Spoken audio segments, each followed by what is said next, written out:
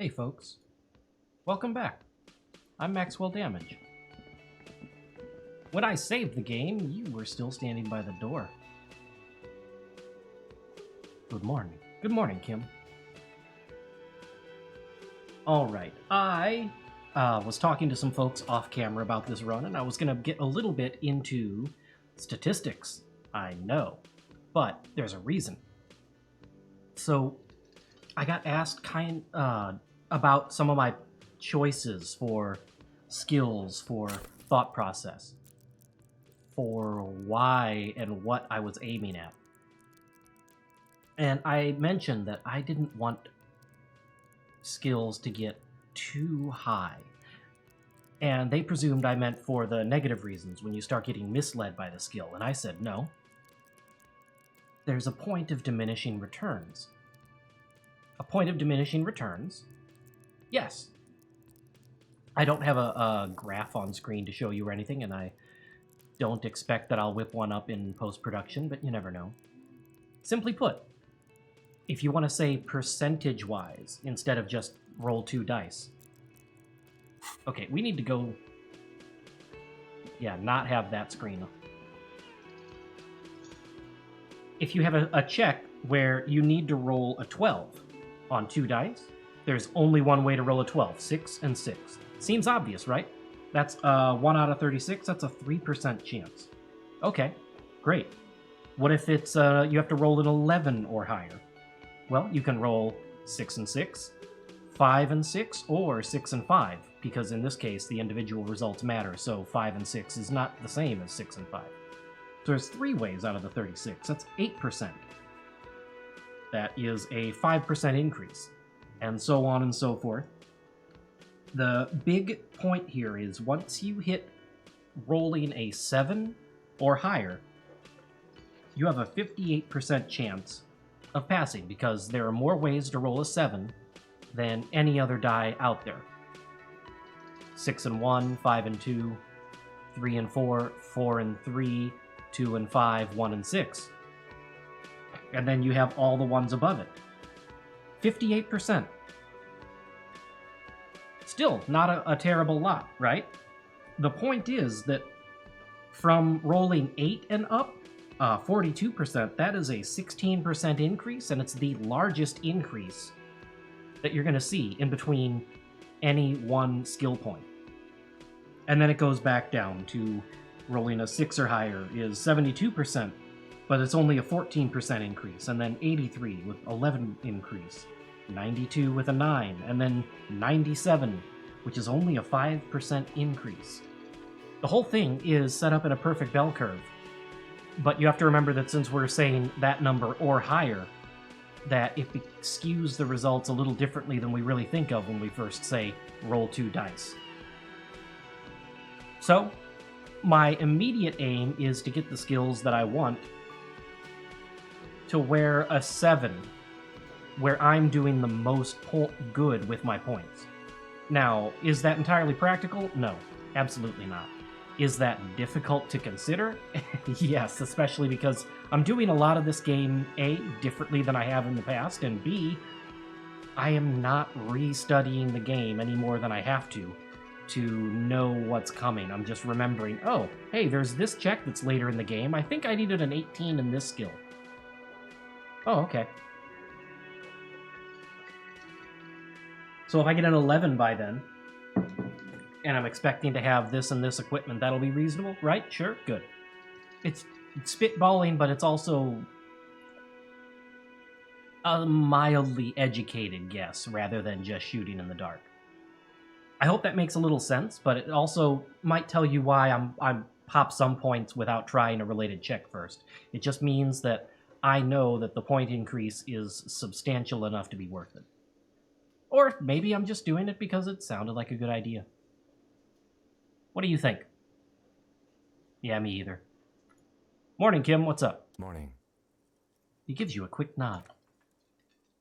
Looks like we can get to work at once. The Union muscle turned up. He points to the mess hall doors. They look rowdy. We should talk to them. What do you mean, rowdy? I mean, ungovernable. Martinez isn't exactly enthusiastic about the RCM being here. They prefer to be policed by the Union. These men here. Men who drink beer for breakfast. I have no doubt these are the Ardy boys Elkhart told us about. The ones who keep the peace around here. And the big one must be Hardy himself. Are these the men Gart told us about yesterday? I completely forgot.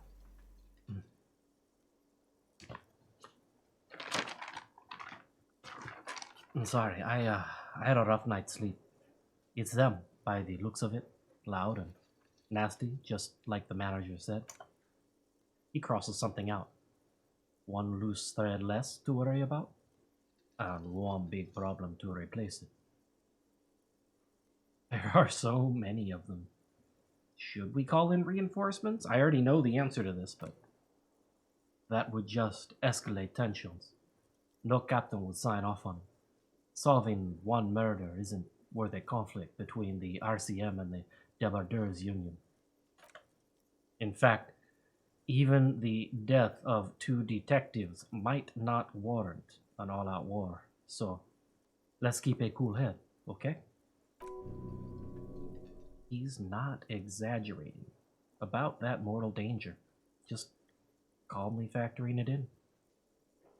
Your fists clench, and your pulse rises uncomfortably.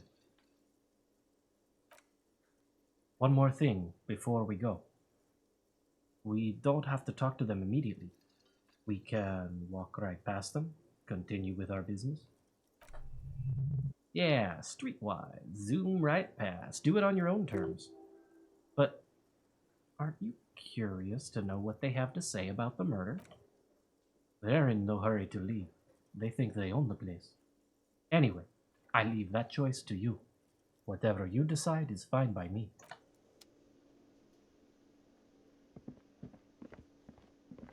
Can I help you? Goodbye. Hi, Lena. Bye, Lena. I'm headed to the kitchen first. The tomatoes are so thinly sliced, you can see through them.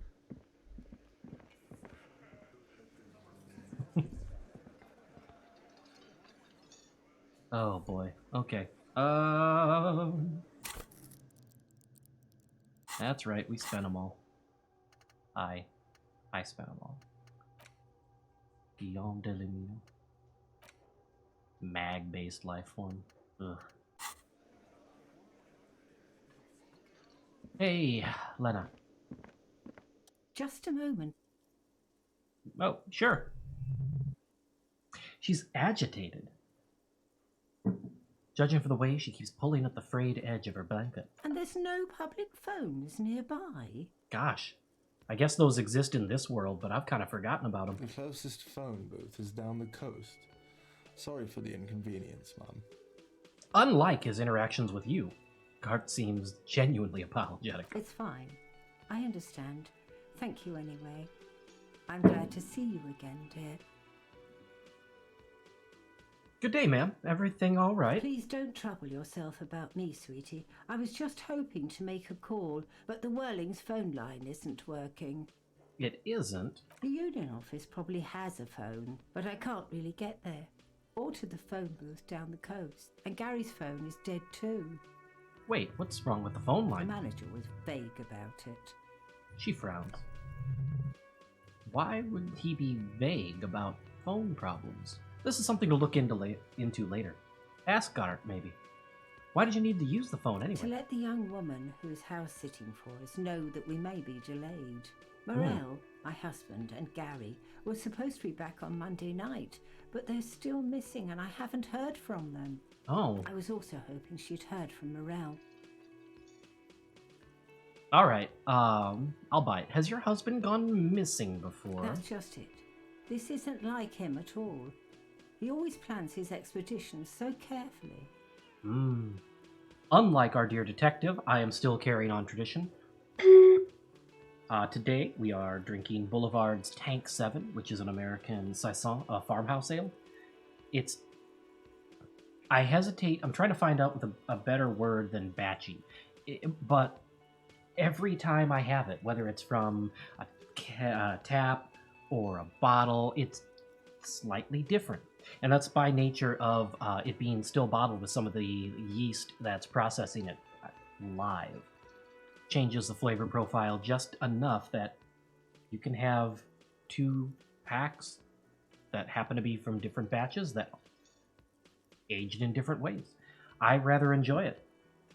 But that's neither here nor there, and poor Harry hasn't had a drink in a couple days.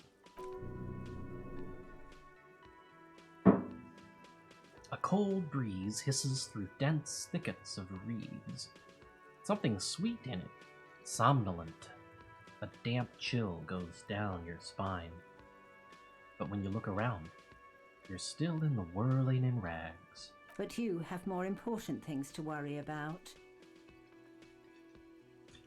What is this expedition your husband was on? Just some field work, sweetie. Morel is a highly trained scientist. He and his assistant Gary are studying an extremely rare species of insect. But they should have returned by now.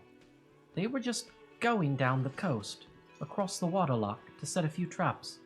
He said they'd be back on Monday. What could be keeping them? The waterlock. That's broken. Could that have been it? Wait, who's this Gary person? Do you trust him? I sure don't. Because foreknowledge. Oh, sweetie, it's nothing like that. Gary's as loyal as they come. He's as loyalist as they come, ma'am. I'd trust him with my husband's life any day. But the waterlock to the other side of the coast is broken. They're probably just stuck. Oh my! What happened to the waterlock? Probably just some technical problem. Well, whatever the cause, I'm thankful. She turns to Kim. To both of you. You've spared me another sleepless night. You're welcome, ma'am. I hate to ask, but if your investigation takes you to the other side of the coast, please do keep an eye out for my husband. This will surely lead to a cryptozoological mystery with that extremely rare insect. And if you see him, let him know. Let him know Lena's waiting for him here at the Whirling. He gets so tangled up in his work that he may not even know the waterlock's been repaired. And it's so cold out there. If I see him, I'll let him know you're here. When or if I get there. Oh, you're such a dear. Thank you, sweetie. So your husband is some kind of scientist? What does this have to do with our investigation, detective? Well, hey, look over there. That won't work. Oh, yes, a zoologist, a cryptozoologist, to be more precise.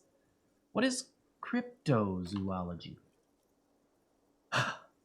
It's a pseudoscience that attempts to legitimize research into mythological beasts and urban legends. The lieutenant sounds unimpressed. That's one opinion, yes, and people are entitled to their opinions. She's used to playing off such insults casually, but they still affect her. My apologies, ma'am. I did not mean to undermine your hobby. It's not a hobby, dear. It's a subfield of zoology, one specializing in animal species that are so exceedingly rare that many assume them to be extinct or even fictitious. Searching for such species, called cryptids, is difficult and often thankless, and frankly, many scientists are too lazy to do it. Universities these days are rarely interested in supporting real research. Tell me more about Morel. Looks, character, your relationship? Oh dear, I'm not sure where to begin. Well, okay, what does he look like? How am I going to recognize him in the field? Well, his expression is slightly grumpy, but his eyes are always bright and curious, like a small boy's, and his palms are quite coarse from all the field work, but he's quite gentle. Let's try again. Lena, if I were to meet him on the street, what would I look for? Oh, yes, well, he's a bit shorter than you, but with a larger frame, and he has longish white hair, usually a bit uncombed. You might say wild, even. The lieutenant pulls out his notebook and begins jotting down the woman's description. Frankly, I'm surprised that he is. Oh, one other thing. He'll likely have all kinds of field gear on him, even if he's not out in the reeds. You know, just in case. How long have you been married? We'll be celebrating our 16th anniversary this autumn. Not the most numerically satisfying anniversary, but I like the less obvious milestones even more somehow. How'd you meet? Via a dating agency, I'm ashamed to say. I was looking to get back into the scene after recovering from my accident, and he just divorced. We hit it off, and, well, here we are. She's skipping over some important parts. Maybe you'll find out more later. Okay. I hope I've been useful. Oh, hey, about your pin. Oh, I hope you were able to pawn that old trinket. Lena, I bought it back. I know it means a lot to you. You should have it. Oh, thank you, dear. I confess, I'm glad to see it again. Very honorable of you, officer. Even the lieutenant seems happy with this turn of events. Now, what else, sweetie? Aw. Tell me more about this rare insect your husband is looking for. Oh, sweetie, it's fascinating, but I shouldn't bore you with entomological minutiae. You know, I can't always remember the difference between etymology and entomology, and I'm sure it's just gonna bug me. Lieutenant gives you a sideways glance. Kim, don't look at me in that tone of voice. I want to hear about the insect. Well, it's a phasmid technically, but oh yeah, here comes the interesting. Where other phasmids imitate sticks or leaves, this one's a living reed. It disguises itself among the reeds here on the Insulindian coast. She looks you in the eyes and nods thoughtfully. Hence its name, the Insulindian phasmid. Perhaps you'll end up co-discovering the phasmid with us, officers? There's a touch of awe in the way she enunciated the creature's name. I knew it. We are going to be chasing made-up insects with cryptozoologists. It's not made up, officer. I can assure you. It's simply elusive. So much so that most establishment zoologists doubt it exists at all. What makes you think the phasmid is around here? Well, some teenagers making out in the reeds saw one.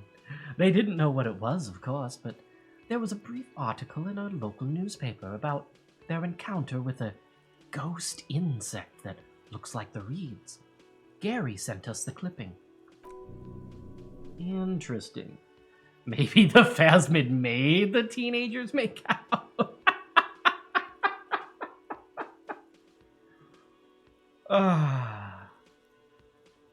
So a newspaper clipping is all the evidence you have? Of course, most phasmid sightings turn out to be false alarms, but their description matched the Insulindian phasmid perfectly, and they didn't even know what they were looking at. Enthusiasm has wiped the worry from her face. Her eyes sparkle behind her glasses. Lena, you seem really excited about this cryptid. I suppose I have something of a personal connection to the Insulindian phasmid. All scientists have their little hobby horses. Is it dangerous? Not at all. Why else would it hide itself so carefully? Is it valuable? Oh, I doubt it. No one gets into cryptozoology for the money, sweetie. Does it have cool powers? Yes, it can blend in almost perfectly from amongst the reeds. It's how it's stayed hidden all these years. Centuries, even. So, what's so special about the walking stick bug? What did the Katy do? What do the katydids do? Oh dear, I'm afraid I'm not explaining this very well. It is very special. She flushes with embarrassment. Morel can explain it all much better. I wish you could hear him describe it. Then you'd understand, I'm sure. Can you tell me about some? There's really no point in manipulating anyone. She'd be only too pleased to tell you about her work. Go on and ask. Hey, Lena, I'd like to hear about some of the cryptids you've studied. Could you just tell me about a couple of them? Oh, I'd be delighted. Truth be told, I could really use the company too. One cryptid. Not a couple. One. This won't turn into some kind of cryptid extravaganza. Okay, Kim. Just one. I promise. He nods and assumes a waiting posture. Cryptids, cryptids. Let's hear all about all the interesting cryptids. Whew, tough choice there.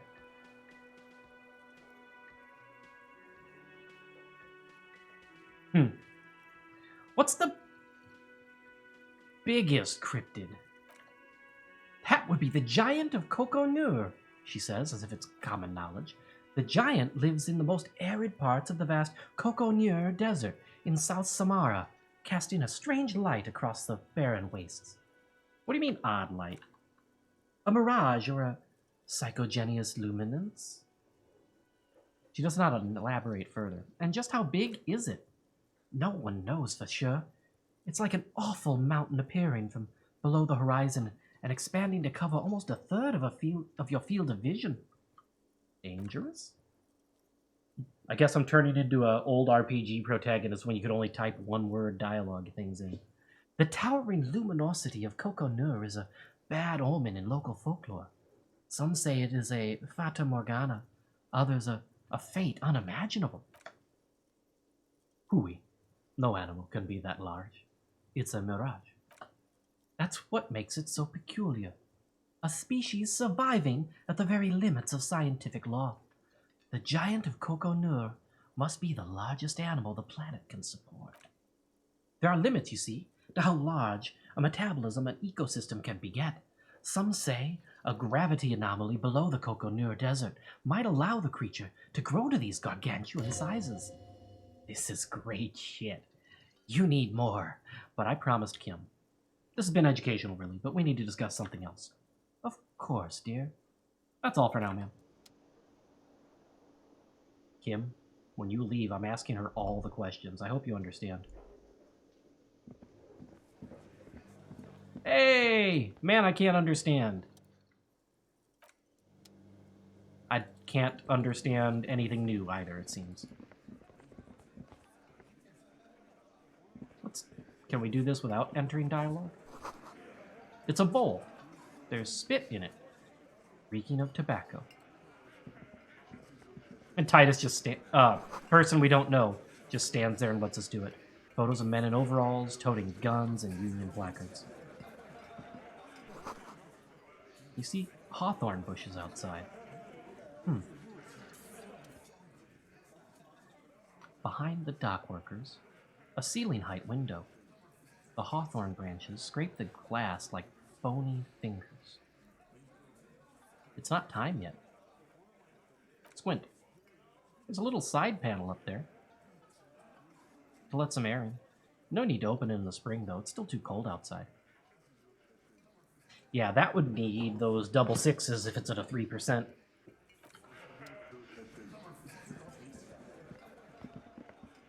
And that is the gardener, isn't it? Ah. I'm sure we know nothing about that. Not yet, anyway. I guess it's going to be another 15 episodes before we get to do some things without Kim again.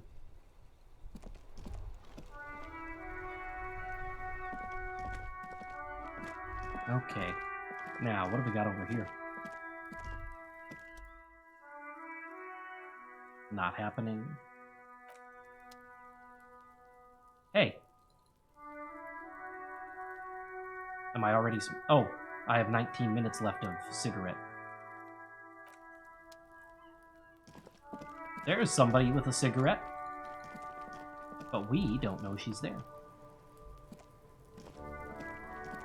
Alright.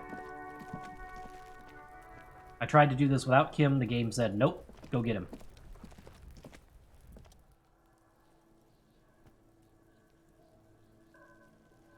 Her prints near video revisho. Huh. Was not expecting that. Maybe more than 12? No. 8. 8 pairs of boots have shuffled back and forth in the mud. Go over them one by one. Number 1, standard work boot, steel reinforced toes. Size number 46. Number 2, standard work boot, steel reinforced toes, number 44.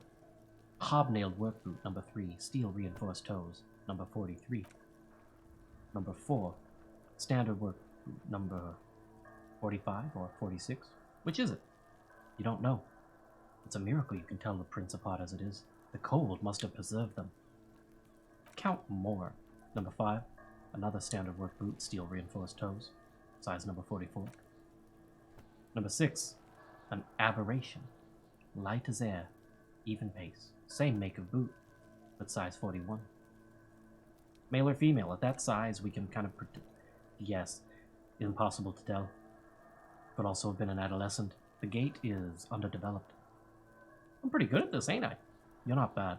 It's as if the rest of the world darkens. Everything else has a thin film of unimportance on it, and the tracks burn in the middle of it in a strange, beautiful way. This must register on an emotional level. Number 7, the glowing outline of a standard work boot, number 46, but the imprints are twice as deep as the others. This weight must exceed 200 kilograms. Number 8, another standard work boot, number 44. There's an aberration in the pattern of the sole. The right sole is smoother, more worn. How many are there? He's been tracking your eyes, following the movements here and there. 8. I was pretty off then. I counted 20. The same guys are going back and forth. I never got the hang of it. A hyperopia, he says, gesturing at his glasses. Do you see anything out of the ordinary? How old do you think these tracks are? A week, maybe? 7 days would fit the time frame provided to us by the caller, who reported the hanging. It's not impossible. How do you know? I pulled last week's forecast for coastal Revachel. 7 days, below freezing. The day before, the day of his hanging, was the last warm day. Correct again. Sub-zero temperatures would preserve the tracks in a good state. The commotion here could have taken a week ago. Could have taken place a week ago. This one, light step, number 41 shoe. A woman or a kid? I don't think there's any way to be sure. Understood. Anything else? Heavy one, 200 kilo imprint. 200. Could it be the combined weight of 2 people, one carrying the other who's tied up? Let's say a heavily built worker carrying a similarly built, soon-to-be dead man. You might be right. 200 kilograms of living weight is unlikely. Yeah, one of them was carrying him over. Possibly, yes. But why would it only be one of them? Hey, this one, an aberration. One sole is smoother than the other. Interesting. Let's name it the odd sole. Do you have any ideas, Lieutenant? Someone operating a workbench? With a pedal? Like a joiner at the harbor? Or maybe a drummer? I didn't get the thought to not say something about this. I'm disappointed about it. So one of the people we're looking for is a drummer? No, it's not. Forget I said it. We're not looking for a drummer. Perhaps it could be a driver. A driver would wear out their right shoe before the left. The accelerator is on the right.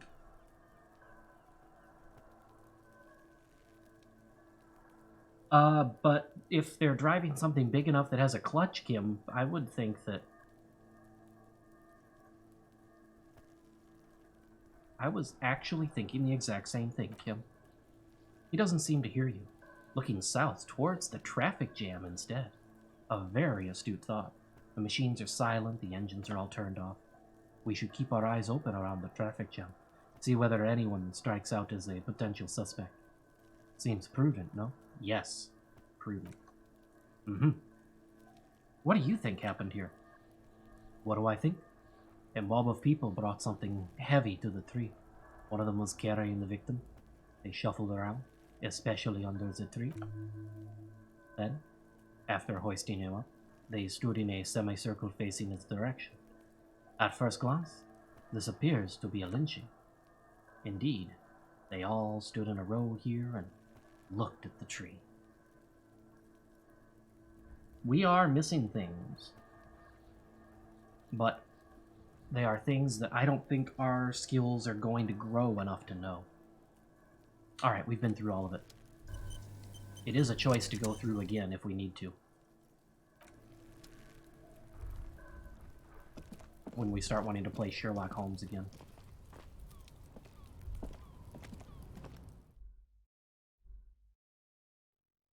That is absolutely true, and it's fantastic.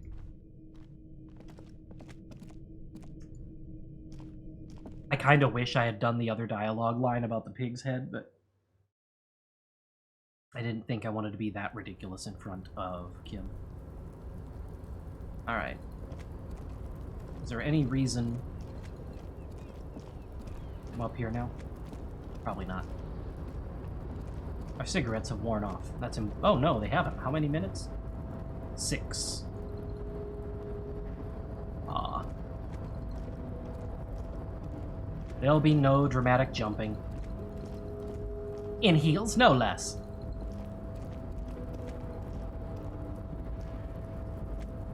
Hey, let me in.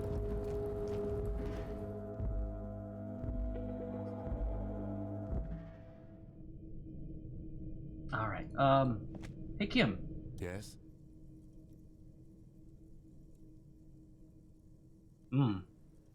So if it's 28% now, the next boost would be to 42%? Let's give it a shot with our logic. Because you're the best qualified? No, that doesn't seem right. Dumb brain. You look dumb if you keep the lieutenant waiting for too long.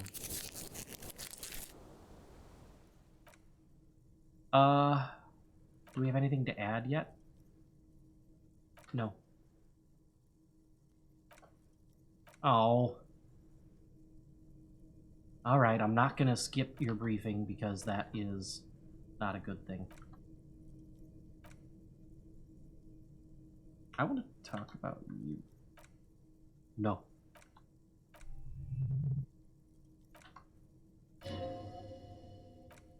Still can't do it. Alright, I still just don't have enough mental skills to do some of these things. And that's okay. Do we get anything new from Kuno yet? We should. We might. Fuck, does Kuno care? He doesn't care.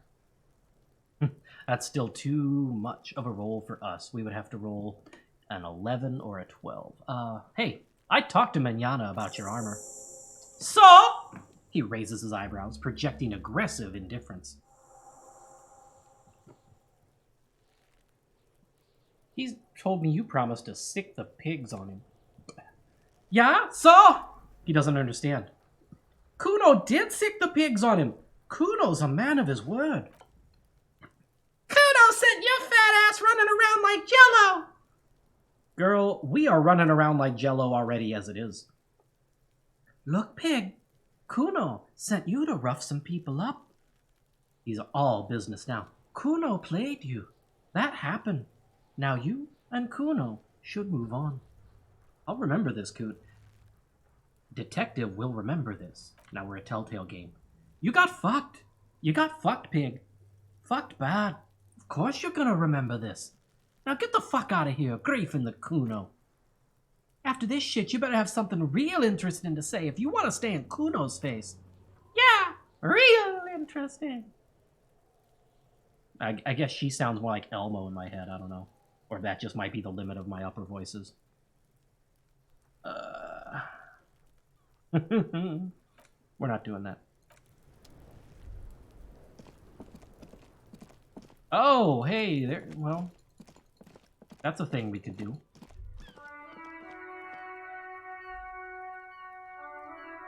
All right. This is what happens when I don't use the keyboard shortcuts. Hey, don't tell Kim we have that. Let's just put it lower. Damaged ledger. This is the ledger you found in the trash. It's full of notes written in a man's dense cursive. Have a closer look. Maybe it can be salvaged to start keeping notes on the case. This is the ledger you found in the trash. I have 2 minutes left, alright. It's a pitiful cabbage of white and yellow papers hanging from a plastic board, barely held together by a metal clip. This sad display is made complete by the faint smell of urinal cleaner. Oh, anything else? There's a piece of toilet paper? Or is it cleaning to... No, that's toilet paper. It's desperately clinging to the back of the blue plastic clipboard. It's a metaphor. For you. Below the pathetics. Terror. Do not look into its blue heart. Alright, let's deal with the toilet paper first. It's just toilet paper sticking to the back of the plastic clipboard. You can take it off if you want. Maybe it's kitchen tissue? They look exactly the same. Sure, if you want it to be kitchen tissue, it can be kitchen tissue. Perception smell. It's not, though. It's toilet paper. Take it off. It's still wet. Kitchen tissue peels off the plastic easily. All you have to do is shake it off your finger, and voila! The ledger now looks marginally better. Inspect the clip.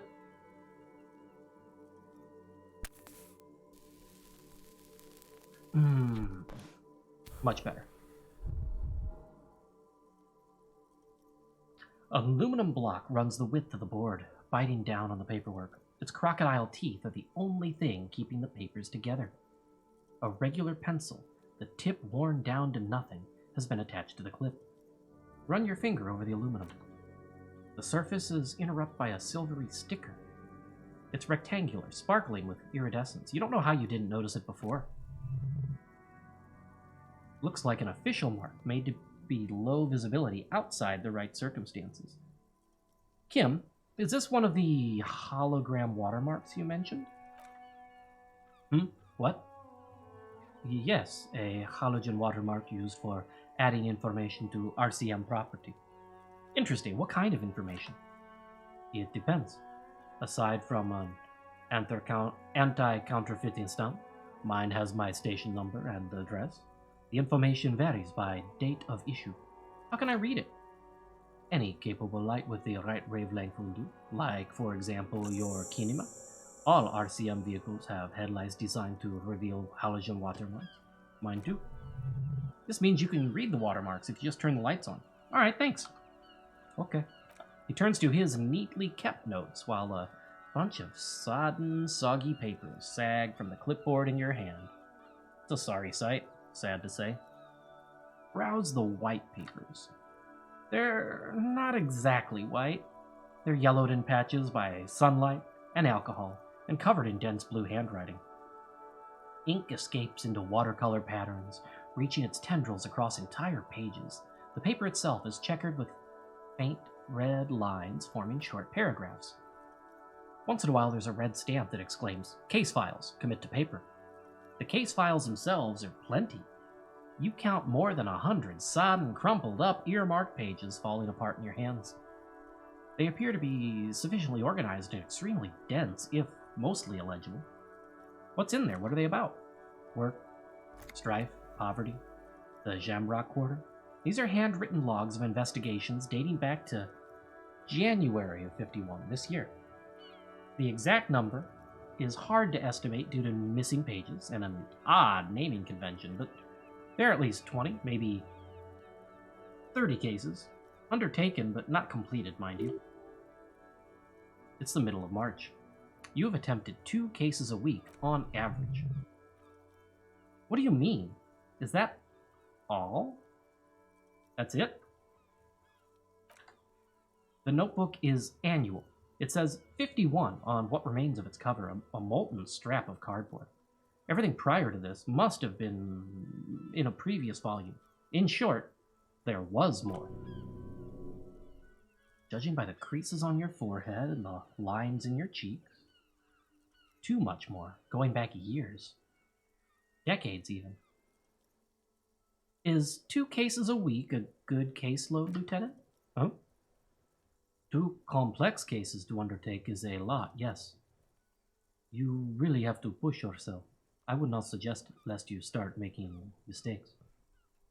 2 cases a week appears to have been my load, Lieutenant. I'm not sure I completed them, though. 2? That's a lot. I didn't mean to say you're making mistakes, by the way. That was presumptuous of me.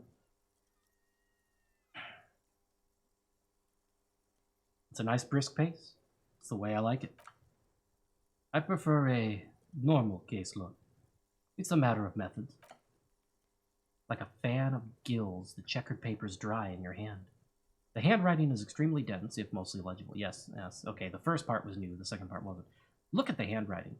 It's inordinate, nearly illegible, yet marching in orderly lines. Pedagogical, somehow. Brash.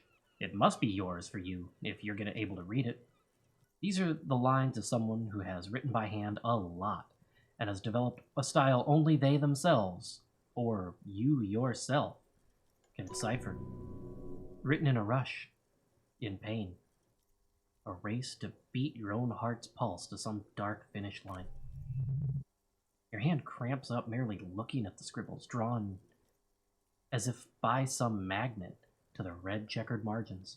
Fast, but always straight. Who is this person?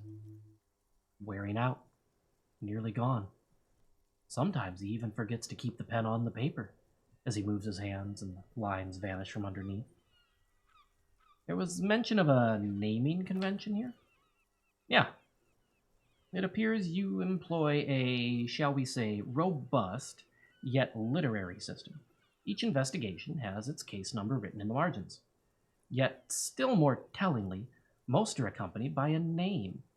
Oh my, and they're written in capital letters too. Yes, all caps. One is called The Next World Mural. Another, The Square Bullet Hole Murders. Another yet, The Unsolvable Case. More? Others appear more lighthearted.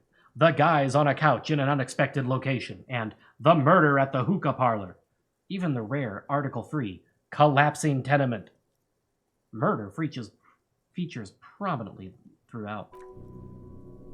You like this grimy murdering, don't you? Wish there was one in there about a drug den. You love those. Gets the blood pumping. No, you don't. You're a human measuring instrument, almost entirely intellectual. It's going to take an effort to piece these case files together, but it can be done later. Once you're done inspecting them up close. Kim?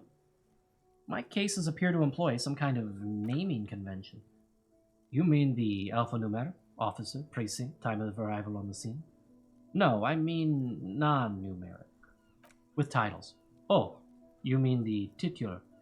Yes, well, so do I. In our defense, almost everyone in the RCM does. Why is that? It's a holdover from the early days of the RCM, right after the revolution, when the organization had little idea how to do things. It persists in an unofficial capacity. Officers use these titles to refer to their work amongst themselves. And you do it too, huh? Just a little bit of a holdover from post-revolutionary times? No, just observing, that's fine. One of my viewers is going to be flummoxed when he finds out just where Kim's sympathies lie and not where he shows them on the surface. I seem to have a case named The Square Bullet Hole Murders. Again, in your defense, I seem to have named one The Man with the Hole in His Head. That was a real person. His death was real. Still, I named it that, to amuse myself. He smiles. I pray his loved ones never find out. What happened to him? Rail spike through the head. He died. It was a workplace accident. Yeah, you can live through something like that in some very specific places, but you are different afterwards. I have to open an official case. Is there room? There is. For precisely one more. 15 pages near the end remain untouched by the damage.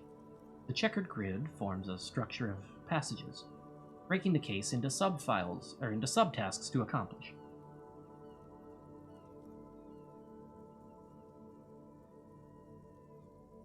Back to the case files right now.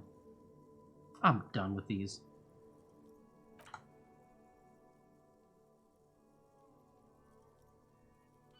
That'd give us something to do.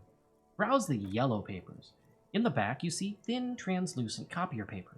Some neon yellow, some bright red, all covered in boxes like marching armies. These look like official forms, waiting to be filled out. Hey, wait, can I reach...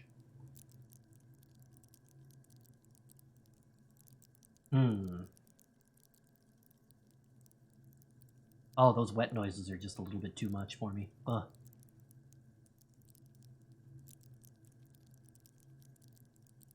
We have something dropping our encyclopedia, and I forgot what that is.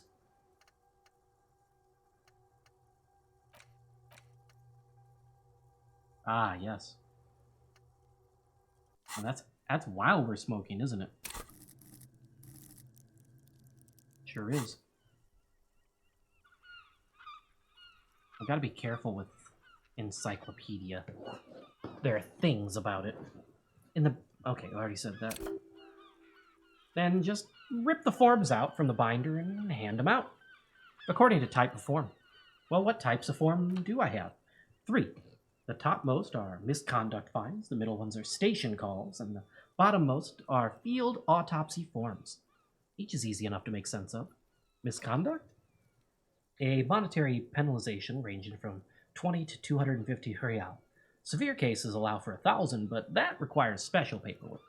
The details of issuing these fines are spread out over the rest of the fields. I'm sure we won't use any of those this playthrough. Station call. These are quite sinister in tone. They give a date and time for the person to appear at the specified precinct police station. Below the call are the criminal charges you risk by not appearing. All in a print so small it could be considered downright cute. How about the autopsy form? It's a dozen pages of thin copy paper, bright red in color. You see the parameters of a deceased human form waiting to be filled in. Age, sex, condition of internal organs, color of the irises, predation marks, condition of sexual organs. Alright, enough of these. Yes, all that remains now is to fill these forms out and hand them to people. Fines for wrongdoers, interview requests for bad guys, and field autopsies to dead guys. What delicious power hid within this pathetic mess. You feel better. Look at the clipboard.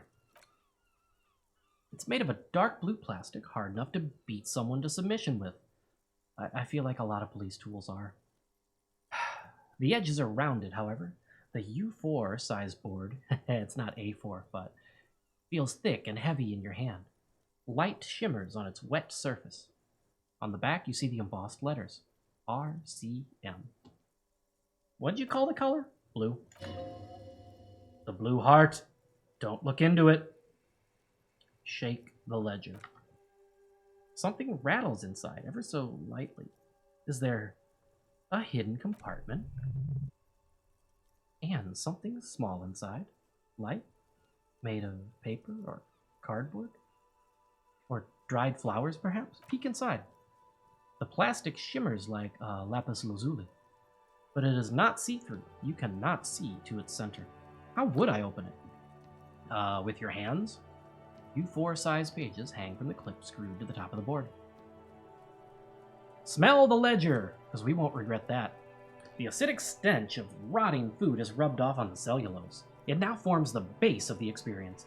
This base surrounded by a faint air of spoiled meat, the stuff of death itself, and then sprinkled liberally with a head of the citrus zest of toilet cleaner. You know, like the bits they put into public piss bowls, probably called Fermi Discrete or Axle or something. At some point in its journey, the ledger has seen the inside of a public toilet. Which toilet would that be? Because I haven't run into any public ones yet. Remember when I said the smell of the upstairs bathroom was so rank they should have sent a poet to describe it? Is sprinkled liberally with the citrus zest of toilet cleaner a line this poet might have used? Why, yes it is! Among many other things, this cleaning tablet is used by the whirling in rags. Perhaps that's where the ledger was dropped in the toilet. By you. Alright. We're wearing the wrong gloves. But, I think we'll be okay. The two sides of the board appear slightly misaligned. Like a drawer that's come off the slides. If you bend the plastic on your knee slowly, the slides snap back into place. It should be possible to just, Hang on, let me take a drink, folks. Oh, hey, let me end the episode. What a cliffhanger, because, it's been long enough. Until then.